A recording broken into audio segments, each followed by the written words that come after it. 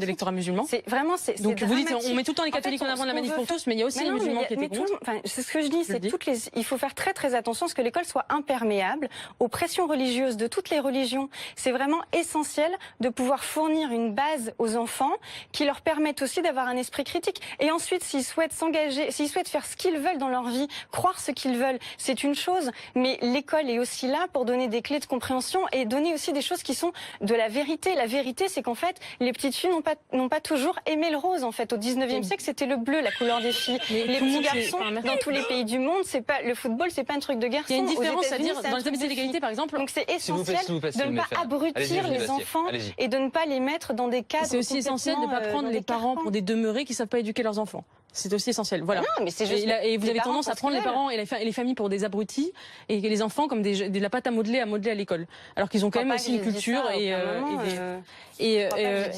dans les abbaisses d'égalité, par exemple, on montrait Louis XIV avec des talons en disant, bah regardez, Louis XIV avait des talons. Bah oui, mais Louis XIV avait des talons. Oui, mais j'ai pas fini. Bah oui, mais Louis XIV avait des talons. Oui, mais j'ai pas fini. Bah oui, mais Louis XIV avait des talons. Oui, mais j'ai pas fini. Vous voulez qu'on mente aux enfants? Pas du tout. Il y a une différence entre dire Louis XIV avait des talons et faisait de la danse d'ailleurs.